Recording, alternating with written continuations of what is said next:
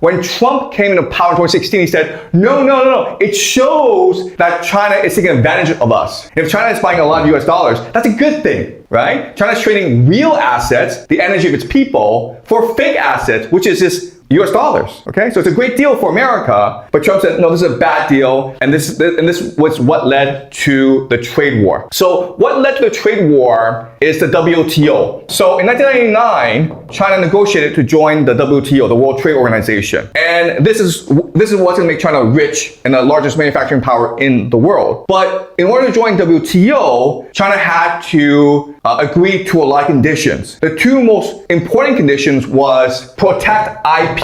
You have to protect other nations' intellectual property, and you have to enforce it. And the other thing was open the financial sector. The goal is USD renminbi convertibility. So these are the two things America wanted from China. First of all, to ensure that all US IP would be protected in China rigorously. Second thing is to allow any Chinese to convert their money into US dollars. As you can appreciate, these two demands are actually bad for China. So China was not very stringent about protecting IP. This is what led to the rise of Huawei. Basically, Huawei can take Apple IP and make these great computers. So in the year 2016, when Trump first came into power, Huawei computers were actually better than Apple computers because Huawei was constantly innovating and they were trying to make their computers as cheap as possible, whereas Apple was essentially a monopoly. And this led to the United States imposing trade sanctions on Huawei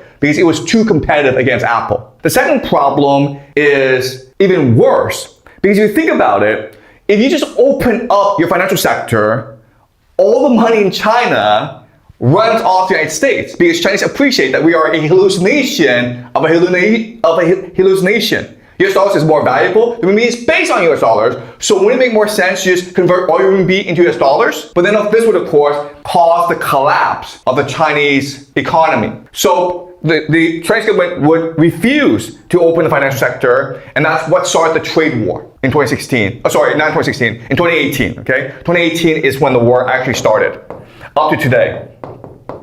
So for the last 8 years, this war's been going on because America is trying to protect its IP and because America wants to open up its financial sector.